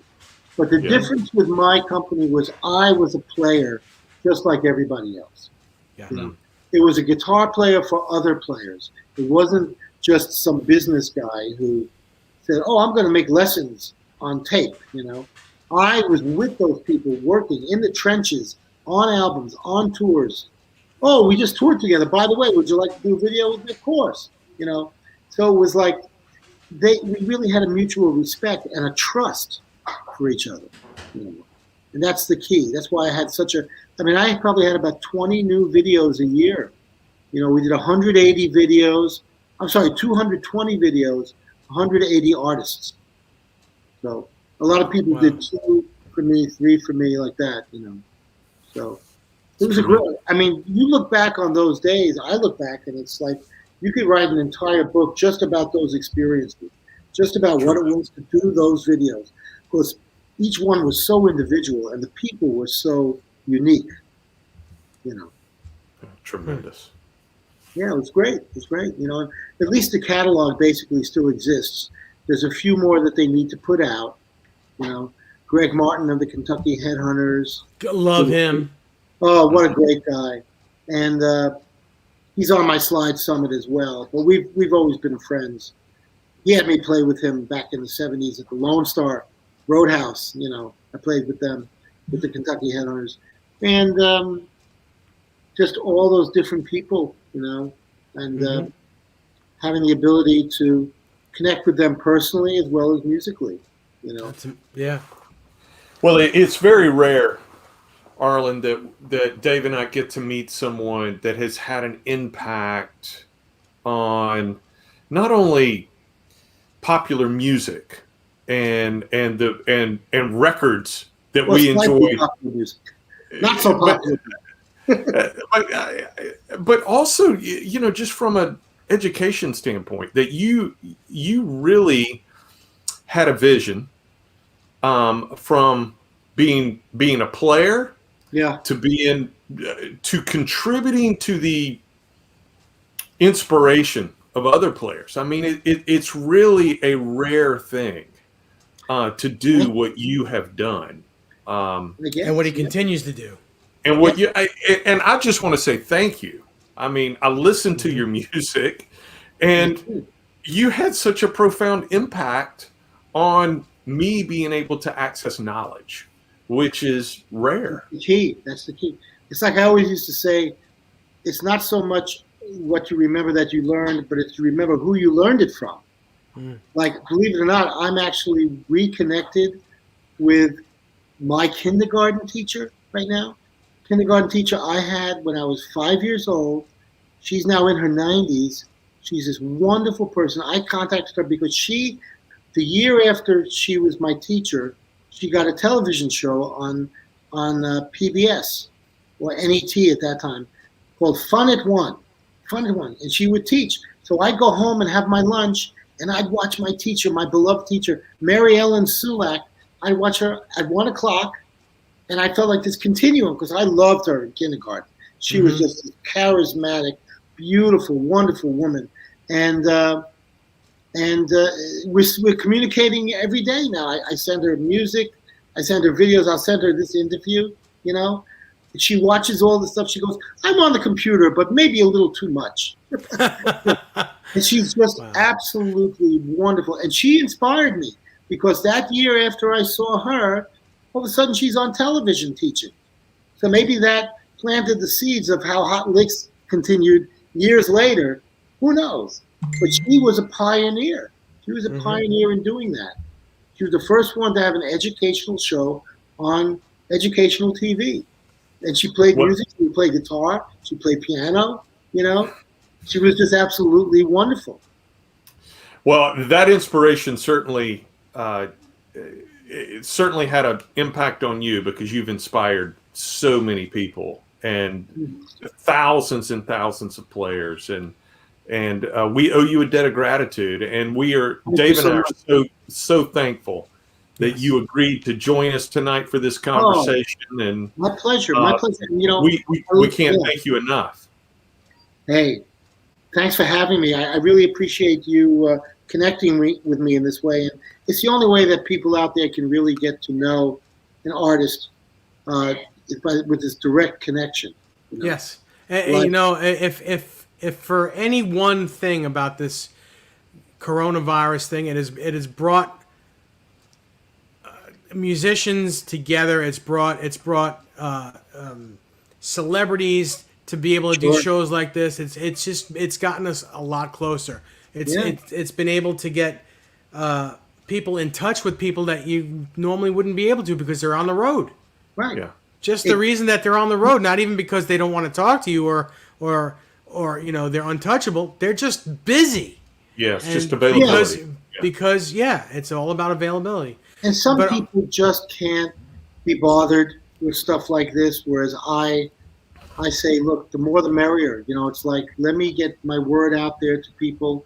If people feel inspired by what I've done, I want to be out there. I want to be able to say thank you. It's like when I would do my clinics going around the country and all over the world, really, that was the best joy for me because I play, I tell funny stories, I teach, but then at the end, I'm on the campaign trail. I'm shaking hands. I'm signing autographs. They got posters that buy my CDs in droves, because they want to leave with a piece of you, And there's nothing better than you actually meeting your fans face to face. What an opportunity! I'm like, I'm in Decorah, Iowa. I love it. You look at these people, and they care about me out here in Iowa. It's like these are the things that a lot of people never get to experience because they don't realize if they just put themselves out there, the feedback is going to come, the bounce back is going to come from people, and it's all positive. It's all love. If it's not positive, right away, somebody is being a little weird or whatever. You know that too. So what? That's people, That's true. And it's just the rewards are just so big, so big. So Arlen, we have a couple people. We have more than a couple people in the chat asking if you'd be willing to do a part 2. Would you be willing to do a part 2 at some point, maybe in the next couple months? Sure, no problem. Sure. Lots of thanks coming from our chat, Arlen. I'll read a couple of these comments. Thanks so much, Arlen. Great show. That's from Charles Green. Bent Tom says, Arlen, 100% true gentleman. Nice. Ben Coombs says, Arlen, thanks so much for doing this. Great. Yeah. Good. Yeah, I mean, I didn't have that long of a time to promote it, like on Facebook and everything, because it only happened really today. But I guess the word has gotten out to a lot of people. Well, the next time we do one, we'll give you ample time. We'll do a new card, and we'll get it out a little sooner. Great. But if you stick around with us just for a minute after the show, we'd like to say goodbye off camera. Is that okay with you? Yeah, sure. Okay. So I'm just going to say thanks, everybody. Ty, always amazing working with you. Great job, Brian. It's a Pleasure. pleasure. I love you as my partner. Everyone in the chat, thank you so much for joining us tonight. Arlen, you have been a gracious guest. Thank you so much. Yes. My pleasure. My pleasure. Thank you, Ben Coombs. Yes, and we will say goodbye on this note.